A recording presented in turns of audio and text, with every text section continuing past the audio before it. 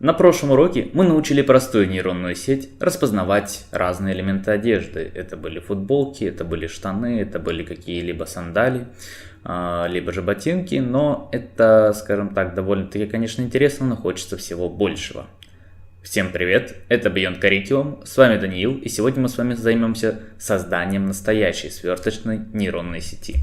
Цели данного урока довольно-таки простые, это написание кода для создания сверточной нейронной сети и обучение сверточной нейронной сети. Итак, давайте сразу приступим к практике. Сегодня будет довольно-таки практический урок, который будет завершать весь модуль.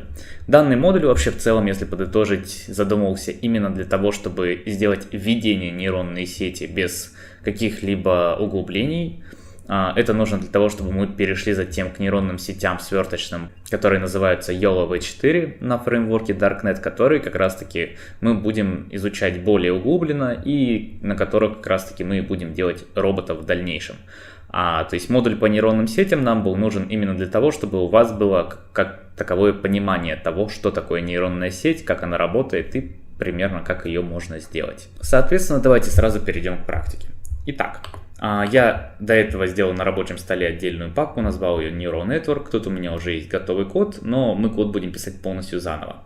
Для того, чтобы запустить Jupyter Notebook, вы можете прямо вот здесь написать cmd, нажать Enter и здесь уже начать запускать Jupyter Notebook. И все файлы будут сохраняться именно в той папке, в которой вы запустили Jupyter. Соответственно, давайте перейдем уже сюда, у меня уже все запущено, и я хочу создать новый файл. New Python 3 и назовем ее так CNN, Convolutional Neural Network, или на русском сверточная нейронная сеть, Cats and Dogs. Сегодня мы как раз таки сделаем нейронную сеть, которая будет делать различия, то есть которая будет различать собак от кошек. И это довольно-таки интересно, но опять же в робототехнике это не совсем напрямую применимо, потому что для роботов нам будет лучше создать нейронную сеть, которая работает в настоящем времени, которая будет способна распознавать, не только просто отличать объекты, то есть классифицировать их, а еще и говорить, что в этой части изображения, например, есть котик, а вон в той есть холодильник, а вот слева у нас диван с подушками. То есть нам именно нужно, чтобы оно не только классифицировало, но именно различало, как это было с распознаванием по цвету в OpenCV. Итак, а мы начинаем. Перед тем, как начинать работу, нам необходимо будет зайти в командную строку. И нам нужно будет скачать еще одну библиотеку. Для этого мы напишем pip install TensorFlow, нижнее подчеркивание datasets. То есть вы помните, мы использовали датасеты MNIST, но здесь нам понадобится датасет собак и кошек, чтобы не собирать его вручную. Именно поэтому мы будем использовать эту библиотеку. У меня уже она была предварительно скачана, поэтому у меня просто вышло, что, скажем так, уже все и так сделано. Итак, начнем. В первую очередь мы добавим библиотеки. Import TensorFlow,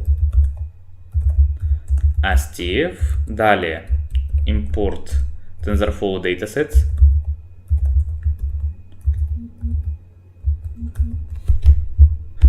STFDS.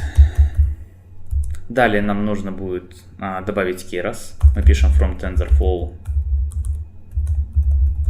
import keras. И далее нам еще нужна библиотека, которая будет выводить наше изображение на экран. Мы будем использовать Matplotlib.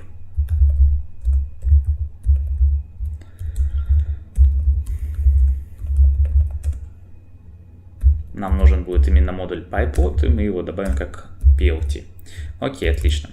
Далее, что нам необходимо будет сделать? Как вы помните, когда мы используем какие-либо изображения, мы должны перевести их к одному виду, то есть мы должны сделать так, чтобы у них было одинаковое изображение. И давайте как раз таки в первую очередь напишем функцию именно для этого.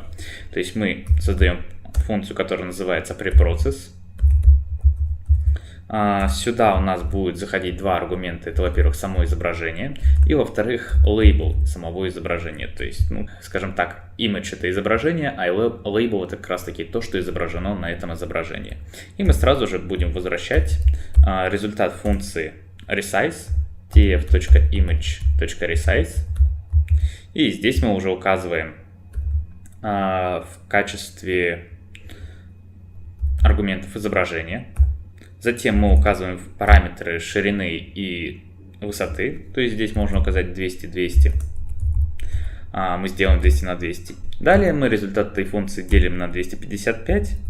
И также после этого возвращаем лейбл сам по себе, потому что нам все-таки нужно знать, что у нас изображено на определенном изображении.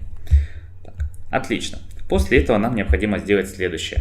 У нас есть такое понятие, что у нас есть определенный датасет с определенным количеством изображений, но нам его необходимо разделить. Вообще есть необходимость разделять весь датасет на 3 части. Первая часть — это train датасет, то есть, скажем так, датасет, на котором будут именно обучаться нейронные сети. Вторая часть — это validation датасет, то есть это тот датасет как раз-таки, через который мы будем проверять нейронную сеть, чтобы не происходило оверфитинга. И третья часть — это тест датасет, который как раз-таки проверяет точность модели. Для этого мы сейчас создадим объект split. И он будет равняться, в кавычках, train. Далее мы здесь пишем двоеточие 70%. Это, скажем, первая часть. И затем еще один train.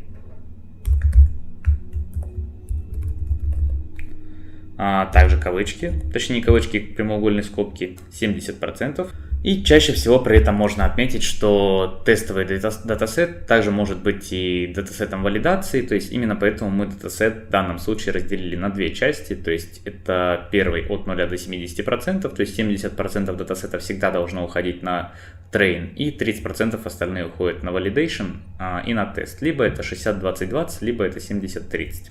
Соответственно, мы от 0 до 70% разделили train, и уже после для тестового датасета сделали от 70% и до конца. Это мы сейчас только что создали как раз таки объект, который будет разделять наши датасеты, но нам необходимо непосредственно еще создать сами датасеты, тренировочный и тестовый. Для этого мы пишем train dataset,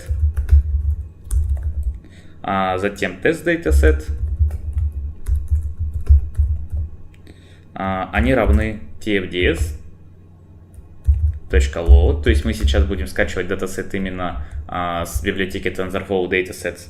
И здесь внутри мы пишем название датасета, которое в нашем случае является cats vs dogs. И далее мы указываем как раз таки, по какому принципу они будут разделяться.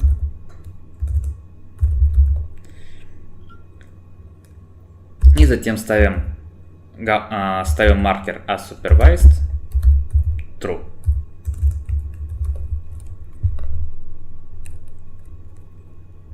Далее мы сталкиваемся с еще одной проблемой. А дело в том, что весь датасет полностью загрузить в обучение нейронной сети довольно-таки проблематично. Это в целом большая нагрузка. Именно поэтому нам его необходимо будет разделить на маленькие пакеты, которые называются как раз таки batch.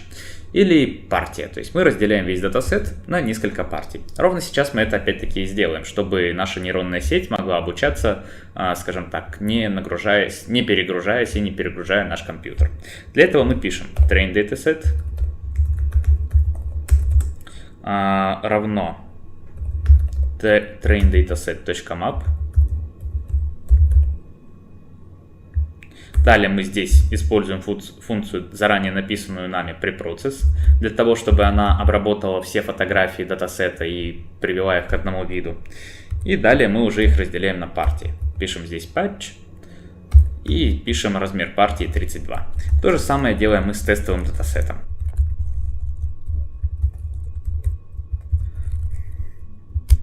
Готово. Итак, здесь нечаянно произошел символ. Что мы делаем дальше? Теперь нам необходимо создать саму модель и сконфигурировать ее. То есть здесь мы делаем ровно то же самое, что мы делали с вами до этого. Мы пишем model равно keras.sequential. И далее как раз таки мы здесь начинаем указывать, какие параметры в нашей модели будут. Здесь у нас будет очень много разных слоев. Первый слой это будет keras layers convolutional 2D, то есть сверточный 2D слой. И здесь мы уже указываем непосредственно размер слоя 16. Далее мы указываем здесь значение strides, то есть это шаги, которые будут предприняты нашим ядром, скажем так, сколько шагов он будет делать для свертки. Далее мы указываем функцию активации, activation равно relu. И далее мы также укажем input shape, то есть размер нашего изображения, так как это первый слой. Input shape равно непосредственно 200 на 200. И у него также 3 канала, то есть это RGB, здесь указываем 3. Можно закрывать и идти дальше, создавать следующий слой. Следующий слой у нас будет Max Pooling. Сейчас объясню, что это такое. Для этого мы напишем keras layers .max pooling. И здесь пишем также 2D. Здесь указываем также размер шага 2.2. И в целом все. То есть, что такое Max Pooling? Как вы помните из прошлых уроков, нам из матрицы необходимо было доставать самое большое число и идти с ним дальше. И как раз таки благодаря Max Pooling мы будем доставать, получать вот это самое большое число из определенной матрицы, которая прошла через операцию свертки. Соответственно, далее мы создаем еще 2 таких же, скажем, слоя. То есть связки слоев Convolutional 2D и Max Pooling. Я даже просто скопирую и вставлю. И затем просто мы их отредактируем. Во-первых, вот здесь нам уже нужно сделать размер не 16, а 32. Все остальное мы оставляем, кроме input shape, потому что здесь мы уже работаем с теми данными, которые непосредственно прошли через свертку. Здесь то же самое убираем input shape. И заменяем convolutional с 16 на 64. Что касается Max Pooling 2D, то все остается ровно таким же, каким и было до этого. И далее мы создаем Flatten Layer, который как раз таки из нашей матрицы сделает своего рода массив данных.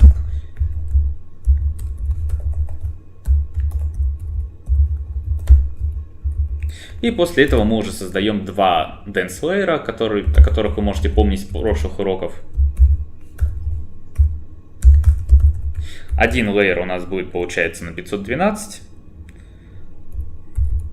И активация здесь будет также relu.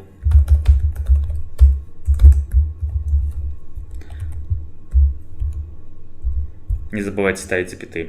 А второй, последний слой уже, то есть выходной слой, именно выходной слой, он будет у нас состоять из одного нейрона, то есть который нам будет говорить либо кошка, либо собака. И здесь уже активация будет сигмоид. Окей, с этим закончили. Теперь можно начать с компиляции модели. Я немножко слишком рано начал. То есть что мы делаем дальше? Нам теперь необходимо скомпилировать модель. То есть мы делаем model.compile. Точка я сказал. Compile. И здесь, получается, делаем, опять-таки настраиваем оптимизатор. Будем использовать Adam, как и в прошлых моделях. Затем мы настраиваем loss function. То есть здесь у нас будет cross entropy. Binary cross entropy. И затем мы опять-таки выстраиваем метрику, и мы будем, скажем так, делать метрику именно по аккуратности. И здесь мы в кавычках делаем accuracy. Далее нам необходимо будет, скажем так, иметь какую-либо историю тренировки, то есть своего рода, скажем так, насколько она хорошо тренировалась, то есть сколько эпох прошло, какая у нее аккуратность и там, как у нее с потерями, с ошибками. Поэтому мы создадим отдельный объект train history, который будет равен непосредственно model fit. Здесь мы будем использовать train dataset. Мы установим также по умолчанию 10 эпох. Затем нам необходимо также сделать validation data. То есть ровно то, о чем я говорил, то, что не позволит нашей модели сделать так, что у нее будет overfitting. И здесь будет test dataset. Так, я прошу прощения, еще раз сделал еще одну ошибку. Здесь точка, здесь тоже точка. Здесь тоже я допустил небольшую ошибку, я должен был здесь написать S.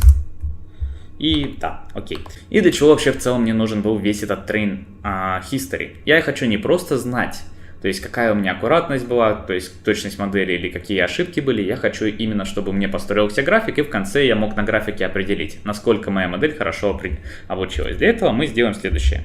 plt.plot, То есть мы создадим именно целый график, который нам будет показывать, насколько все хорошо или плохо.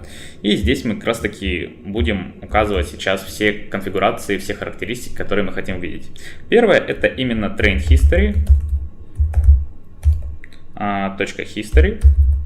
И я хочу узнать в первую очередь именно, как у меня обстояли дела с точностью. Поэтому я пишу accuracy. И также я хочу узнать значение именно этой точности, то есть насколько все было хорошо. Так, то есть поэтому я здесь допишу еще val, нижнее подчеркивание, accuracy. Затем я хочу расположить именно, скажем так, на y оси plt.ylabel как раз таки accuracy, параметр accuracy, то есть насколько все точно было. А на x оси я хочу расположить номер эпохи, ну, который как раз таки у меня нейронная сеть тренировалась. plt.xlabel epoch. Далее я хочу, так как у нас в целом будет два графика, это график, который непосредственно у нас идет по точности модели, когда она тренируется, и по точности модели, когда у нас происходит validation. То есть это будет два графика, и я хочу понимать, какая из линий за что отвечает. Поэтому я пишу следующее: plt.legend, legend, и здесь мы как раз таки указываем, что у нас здесь будет. Первое это будет тренинг, то есть у нас будет кривая, которая будет показывать точность во время тренировки. И вторая кривая у нас будет непосредственно validation, то есть когда у нас проверяется на overfitting. После этого мне необходимо будет создать непосредственно сам график, поэтому пишу plt.grid. И после этого я хочу все это непосредственно вывести на экран, plt.show. И после этого, скажем так, что мы делаем дальше, после того, как у нас нейронная сеть обучится. Я хочу, то есть, как вы помните, мы еще и нейронную сеть проверяли непосредственно на то, насколько она хорошо работает. Ровно то же самое мы и сделаем сейчас. То есть мы создаем объект из loss и accuracy. И проверим, насколько в целом у нас готовая уже наша модель будет хорошо распознавать объекты, то есть различать кошек от собак. То есть, что я здесь делаю? Model.evaluate.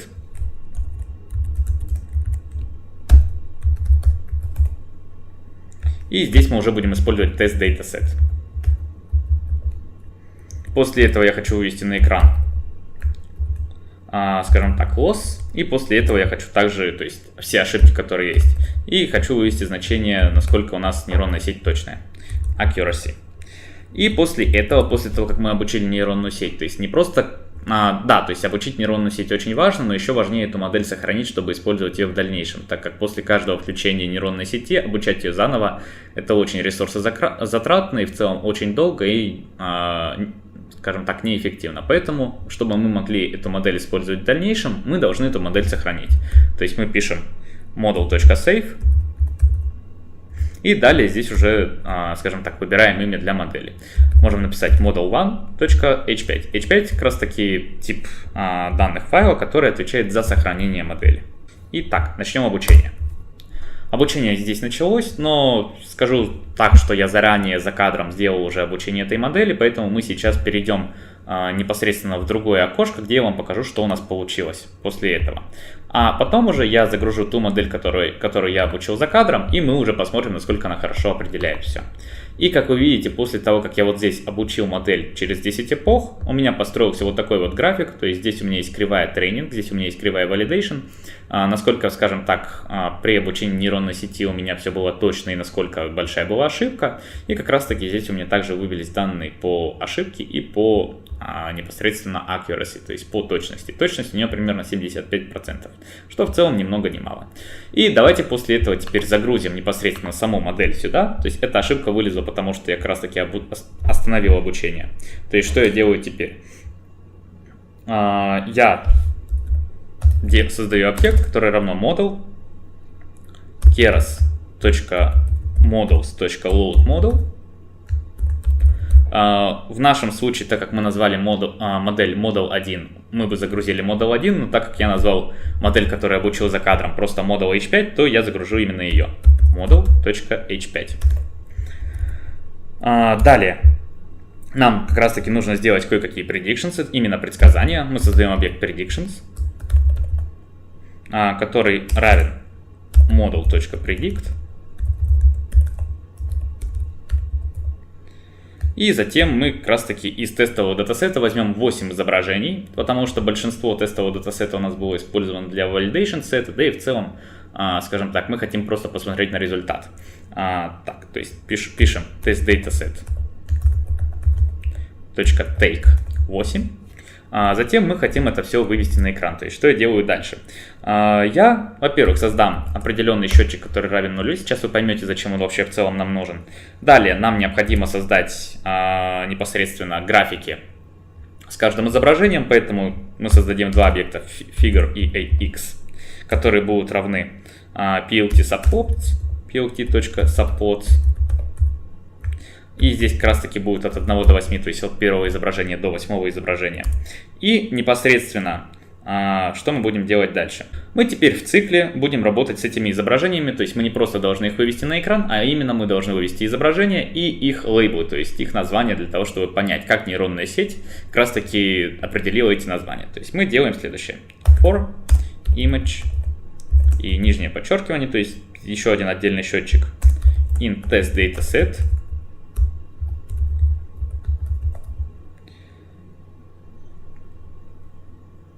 Take 8. Опять же, мы делаем следующее. Мы создаем переменную predicted label, то есть которая как раз таки придет нам из результата нейронной сети, которая обработает изображение. И это, скажем так, будет целочисленное значение от определенного predictions. Здесь как раз таки мы используем на счетчик I. И что дальше? Здесь нужно еще также выставить точность определенного предсказания. То есть точность должна быть больше 0,5. То есть нейронная сеть должна быть скорее уверена, что это кошка или собака, чем не уверена, что это кошка или собака. Поэтому predicted label, то есть предсказанный объект на изображении у нас будет равен целочисленным от, скажем так, определенного predictions, у которого непосредственно точность равна больше 0, точнее уверенность в том, что это кошка или собака, больше половины. После этого мы уже будем настраивать непосредственно сам график, то есть график определенного изображения, то есть итовое изображение. Так, здесь мы пропишем AX, то есть сам непосредственно график Axis Off, потому что нам не нужны какие-либо в целом, скажем так, здесь оси X и Y, так у нас будут выведены чистые изображения. Далее нам необходимо будет установить тайтлы, то есть AXI, set title.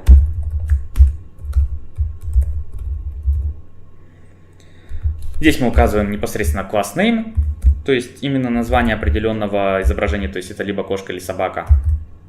Class name. Names. И здесь как раз таки уже будем выводить predicted label. То есть эта строчка нам нужна будет как раз таки для того, чтобы на каждой фотографии написать, какой класс у нас был предсказан нейронной сетью. И далее непосредственно мы будем выводить само изображение. То есть мы пишем ax непосредственно i.imshow. И здесь мы укажем image. После этого мы как раз таки прибавим к нашему счетчику +1. Непосредственно для того, чтобы у нас для каждого изображения, то есть с каждой итерацией цикла выводилось новое изображение на экран. И после этого мы уже можем вывести все на экран. plt.show. Так, здесь вылезла ошибка и в целом да, то есть я немножко не доглядел. Здесь нам необходимо также указать массив данных class names, в котором как раз таки у нас будут содержаться названия. То, что у нас есть, во-первых, cat, и во-вторых, у нас есть dog. И теперь попытаемся запустить.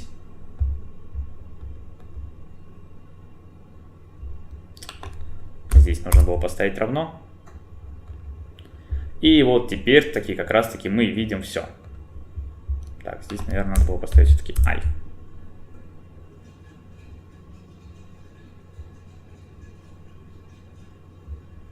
Да, здесь нужно было Здесь опять-таки очередная опечатка, нужно было поставить не 0, а I, и в конце концов, что мы здесь видим?